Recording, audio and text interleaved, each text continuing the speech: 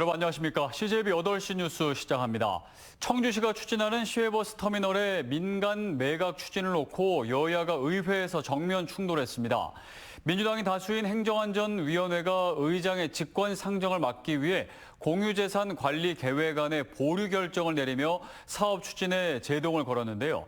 이에 대해 다수당인 국민의힘 소속 김현기 의장이 재심의를 통한 직권 상정의 길을 열며 대치 국면을 예고했습니다. 장원석 기자입니다. 청주시는 노후화된 시외버스 터미널의 시설 현대화를 위해 민간에 매각하는 공유재산 관리 계획안을 시의회에 제출했습니다. 매각 예상 금액은 1,000억 원 규모입니다. 하지만 소관 상임위인 행정안전위원회에서 4대 3으로 우위를 차지하고 있는 민주당은 찬반이 아닌 보류 결정을 내렸습니다. 출석위원 과반수 의견으로 보류되었음을 선포합니다. 의장의 직권 상정을 막고 사실상 사업 추진에 제동을 거는 포석을 깐 겁니다. 국민의힘 소속 의원들은 표결 전 전원 자리를 박차고 나가며 보류 결정은 의회 폭거라고 주장했습니다. 표결 방식은 찬성 반대 기권 그 이상 이하도 없어요. 그런데 보류 투표를 한다는 건 이건 전례도 없었고. 민주당 측 의원들은 청주 시외버스 터미널의 매각 결정은 졸속 행정이라며 이범석 청주시장을 정조준했습니다. 매각 결정 전 인근 주민이나 터미널 세입자를 대상으로 설명회 등 공론화 과정이 없었다는 겁니다. 이와 함께 공유재산 관리 계획에 시외버스 터미널이 누락된 경위 등에 대해 추가 조사를 요구했습니다. 공유재산 심의를 받으셔야 될 거 아닙니까? 중기 계획에 넣으세요. 좀 시간을 드릴 테니까 거기에 넣으시고 절차를 밟으시고. 수원터미널 같은 경우도 20년 이상 노후가 돼가지고 10수억 원 들여서 리모델링해서 잘 사용하고 계세요. 시민 의견 수렴한 거 전혀 없습니다. 국민의힘 의원들은 일부 시민단체와 언론이 지적한 졸속 행정이란 말을 받아들일 수 없다며 청주시의 매각 결정에 힘을 보탰습니다. 졸속 매각이다. 저는 동의할 수 없습니다. 때가 돼서 그 시기가 돼서 매각하는 거고. 청주시 의회 다수당인 국민의힘 소속 김현기 의장은 즉각 직권상정 절차 중 하나인 재심의를 요청했습니다. 청주 시외버스 터미널 민간 매각을 놓고 당분간 의회가 강대강 대치 국면으로 빠져들 것으로 보입니다. CJB 장원석입니다. 청주 시외버스 터미널 운영사 선정 과정에서 수의계약 특혜 의혹으로 감사원의 수사 의뢰까지 받았던 한범덕 전 청주시장이 최근 검찰에서 불기소 처분을 받았습니다. 당시 관련 공무원도 무혐의 처분을 받았는데요. 감사원의 거창한 감사 결과와 다른 검찰의 결론이 나온 겁니다. 박원 기자입니다. 지난 2021년 청주시는 시외버스 터미널 운영사 선정 과정에서 기존 업체 A사와 수의 계약을 체결했습니다. 안정적인 운영과 전산망 일원화 등 현실적 요인을 고려했다는 겁니다. 그러나 감사원은 지난해 정기감사에서 청주시는 수의 계약이 불가능하다는 사실을 확인하고도 갱신이 가능하다는 보고서를 작성해 계약을 체결했다고 지적했습니다. 또 다른 업체가 150억 원을 제시했음에도 불구하고 66억 원 조건으로 계약을 체결해 청주시에 약 83억 원의 손해를 끼쳤다는 결론을 내렸습니다. 특히 한범덕 전 시장과 고교 동문 관계에 있는 업체 대표에게 특혜를 제공했다며 검찰에 수사 참고 자료까지 넘겼습니다. 하지만 1년여간 수사를 벌인 검찰의 결론은 달랐습니다. 검찰은 한 전 시장이 수의 계약이 불가능한 사실을 명확히 알았다고 보기 어렵고 공무원에게 직접 지시한 정황도 확인되지 않았다며 불기소 처분했습니다. 한 전 시장은 자신의 SNS를 통해 검찰의 결정으로 의혹이 해소됐다며 청주시 위상에 맞는 터미널 현대화 사업이 추진되길 바란다고 밝혔습니다. 수의 계약 특혜 의혹으로 수사를 받았던 전현직 공무원도 무혐의 처분을 받았습니다. 법률적인 자문이나 또 행안부 의견, 또 담당자 의견을 좀 종합적으로 판단을 해서 수의 계약을 한 건데 감사원의 입장은 행안부의 답변이 절대적인 것처럼 이렇게 해석을 해서. 다만 검찰은 계약 직전 내부 문건을 업체에 제공한 공무원 2명을 공무상 비밀 누설 혐의로 불구속 기소했습니다. 감사와 수사로 이어진 청주시 시외버스 터미널 수의 계약 특혜 의혹은 결과적으로 청주시 공직사회 내부에 복지부동 풍조를 불러온 또 한 가지 사례로 남게 됐습니다. CJB 박원입니다. 충청북도가 청주시 그리고 국가철도공단과 함께 오송역 중심 종합개발계획 수립용역 착수보고회를 열었습니다. 이번 용역은 앞으로 18개월 동안 진행되며 오송역과 인근 유휴부지 활용 방안, 교통환승체계 개선, 선화부지 개발, 오스코 연계 전략 등을 종합적으로 검토합니다. 사업비는 6억 500만 원으로 국비 40%에 충청북도와 청주시가 각각 30%를 분담하며 최종 결과는 오는 2027년 1월 발표될 예정입니다. 충북 테크노파크 9대 원장의 박순기 전 산업통상자원부 경제자유구역 기획단장이 임용됐습니다. 충북 출신인 박신임 원장은 청주고와 서울대 법과대학을 졸업했고 행정고시를 통해 공직에 입문했습니다. 박 원장은 중앙부처 네트워크를 활용해 지역에 맞는 정부 사업을 적극 유치하겠다고 말했습니다. 박 원장의 임기는 다음 달 1일부터 2년간입니다. 지난달 음성에서는 대낮에 시동을 걸어놓고 정차한 차량을 눈 깜짝할 새에 훔쳐가는 사건이 발생했습니다. 잠깐인데 괜찮겠지 생각할 수도 있지만 언제든지 이 같은 피해를 입을 수 있기 때문에 조심해야겠습니다. 김민영 기자입니다. 흰색 승용차가 비상깜빡이를 켜고 갓길에 잠시 정차합니다. 차량 주인이 차에서 내린 사이 맞은편에서 어슬렁어슬렁 한 남성이 차량 쪽으로 다가옵니다.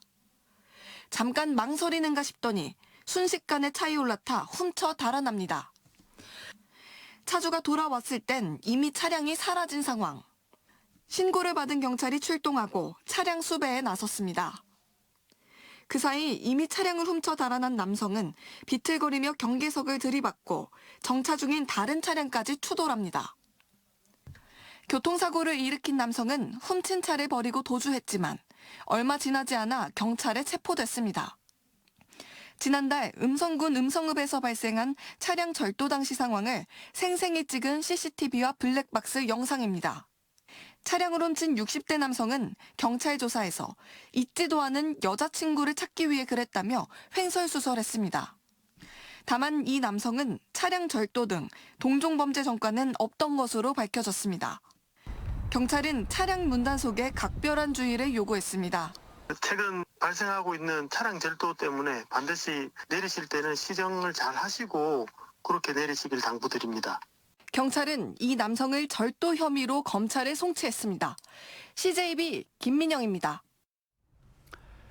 쇠파이프로 이웃 주민을 살해한 60대에게 징역 18년이 선고됐습니다. 이 남성은 지난 3월 제천시 청풍면에서 술을 마신 뒤 평소 사이가 좋지 않았던 이웃 주민을 찾아가 쇠파이프로 여러 차례 내리쳐 살해한 혐의입니다.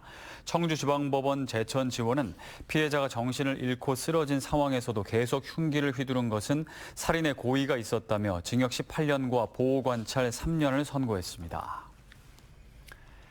자전거로 세상에 따뜻한 사랑을 전하는 청소년들이 있습니다. 바로 충주시 남자 단기 청소년 쉼터의 자전거 하이킹 기부 챌린지인데요.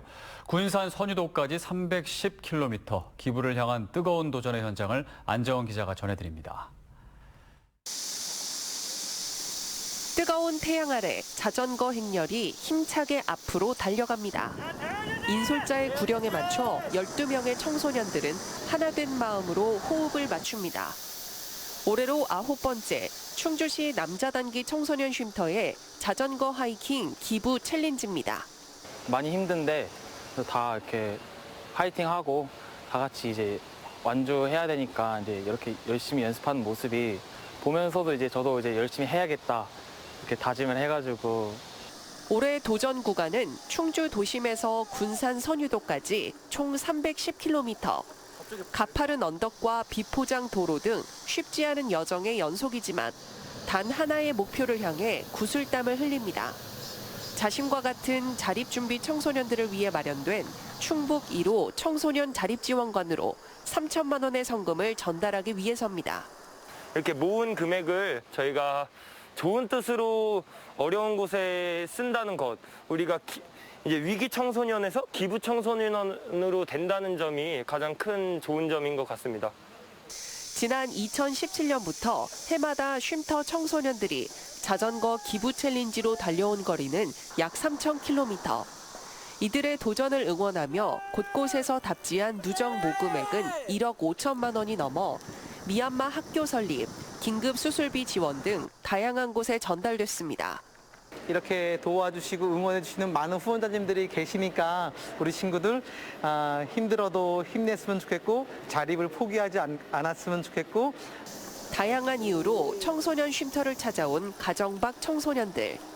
세상을 향한 따뜻한 마음과 도전으로 더 큰 사람이 되어가고 있습니다.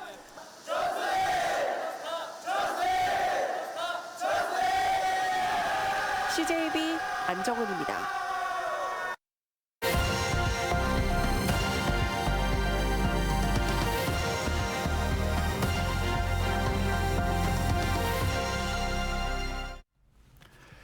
불에 잘 타지 않는 필름을 이용해 전기차 화재 확산을 막는 시스템이 최근 선보이고 있습니다. 전기차 화재로 인한 큰 피해를 막아줄 수 있을지 관심을 모으고 있습니다. KNN 길재섭 기자가 취재했습니다. 지난해 8월 인천의 한 아파트에서 주차된 전기차에 불이 났습니다. 배터리 등의 화재 열기로 소방대원들의 진입도 어려웠습니다. 그 사이 주차된 차량 140여 대가 전소되거나 그을리는 막대한 피해로 이어졌습니다. 대부분 건물의 주차장에는 보시는 것처럼 전기 차량과 일반 차량이 함께 주차되어 있습니다. 이 때문에 좀처럼 꺼지지 않는 전기 차량의 불길은 일반 차량으로 옮겨 붙으면서 화재를 더욱 키우게 됩니다. 이 때문에 전기차 화재의 확산을 초기에 막아주는 준불연 소재 필름도 방재시험연구원 등의 공동 연구로 개발됐습니다. 이 시스템은 전기차 충전소나 주차장에서 화재 연기가 감지되면 곧바로 차단막이 내려옵니다. 미리 설치된 가벽과 차단막에 발라진 준불연 소재 필름이 불길의 확산을 막아주는 원리입니다. 일반 주차장에도 설치가 가능합니다. 배터리가 터져가지고 뭐 1500도 이상 올라가면 그러면 이 1500도 이상에서도 견디는 제품이 있어야 되는데 이 제품은 1500도 이상에서도 충분히 견디는 제품이죠. 전기차 화재의 피해를 줄이기 위한 여러 가지 진화 방식이 시도되지만 불길의 차단은 여전히 어렵습니다. 전기차의 주차와 충전 공간이 일반 차량과 함께 설치될 경우 초기 진화는 더욱 중요합니다. 저희 같은 이런 주차장 구조에서는 또 연기라든가 화재가 위로 타고 올라갈 가능성이 있는데 그거를 원천에 봉쇄를 하기 때문에 위에 또 생활하시는 분들의 안전을 최대한 보장할 수 있다라고 생각을 해서 준불연 소재를 이용한 전기차 화재 확산 예방 시스템이 시범 도입되는 가운데 건설업계의 관심도 높아지고 있습니다. KNN 길재섭입니다.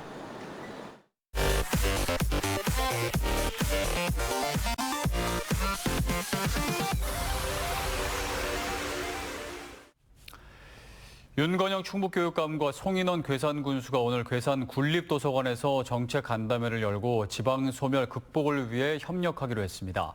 이 자리에서는 괴산고 입학정원 확대와 교육관광 연계 방안 등이 논의됐습니다. 이후 청년 신혼부부 정착을 위한 행복칠성 보금자리 주택을 찾아 주거와 교육 기반 강화를 위해 힘을 모으기로 했습니다. 충북대와 건국대 의과대학 학생들이 다른 학생들에게 휴학과 수업 거부를 강요했다는 정황에 대해 경찰이 범죄에 해당하지 않는다고 결론지었습니다. 충북경찰청 반부패 경제범죄수사대는 지난 3월 두 대학 의대생이 학업에 복귀하려는 학생을 압박해 수업에 돌아오는 것을 막았다며 의혹을 조사해달라는 교육부의 수사 의뢰건에 대해 내사 종결했습니다. 경찰은 실질적으로 협박과 강요를 당한 피해자가 없어 범죄가 성립되지 않고 학교 측도 수업에 지장이 없었다는 입장이었다며 종결 이유를 설명했습니다. 제천경찰서는 지난 21대 대통령 선거 당시 중복 투표 의심 사건으로 수사를 받은 70대 A씨에 대해 혐의 없음으로 내사 종결했습니다. 경찰에 따르면 선관위는 투표하러 온 A씨의 서명부에 이미 이름이 적힌 것을 보고 이중투표 수사를 의뢰했지만 조사 결과 투표 사무원의 실수로 동명이인이 A씨의 명부에 서명한 것으로 확인됐습니다. 유권자 A씨는 이번 사건으로 투표권을 행사하지 못한 것으로 전해졌습니다. 제천 지역 화폐 모아의 할인율이 다음 달부터 15%로 오릅니다. 제천시는 소상공인 매출 증대와 지역 경제 활성화를 위해 현행 10% 할인율을 15%로 상향한다고 밝혔습니다. 모아의 월 구매 한도는 1인당 100만 원과 보유 한도 150만 원은 그대로 유지합니다. 오늘 오전 6시 20분쯤 청주시 용암동의 한 도로에서 2.5톤 화물차와 마주오는 승용차가 충돌하는 사고가 발생했습니다. 이 사고로 화물차에 실려있던 아스팔트 유화제 약 1,500리터가 도로에 흘러나왔고 운전자 2명과 동승자 1명이 다쳐 인근 병원으로 옮겨졌습니다. 소방당국은 사고 발생 후 방제 작업을 진행했고 시에서도 인력과 장비를 투입해 5시간 20분 만에 복구를 완료했습니다. 오늘 오후 3시 45분쯤 중부내륙 고속도로 괴산군 연풍리 양평 방향으로 달리던 12톤 윙바디 화물차가 중앙 분리대를 들이받았습니다. 이 사고로 화물차에 실려있던 7톤가량의 당근이 반대편 차선으로 쏟아져 1톤 트럭과 SUV가 부딪히는 사고가 났고 다른 승용차 2대도 당근에 맞아 파손됐습니다.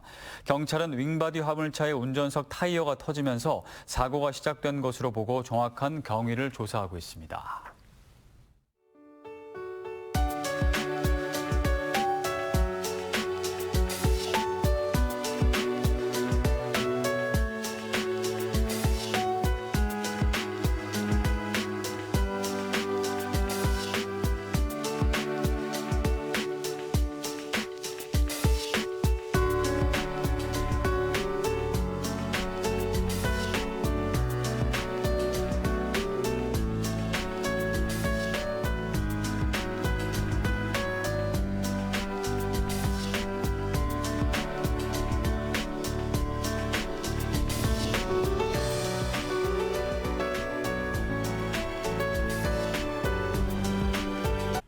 이상으로 시대비 8시 뉴스를 모두 마칩니다. 함께해 주신 여러분 고맙습니다.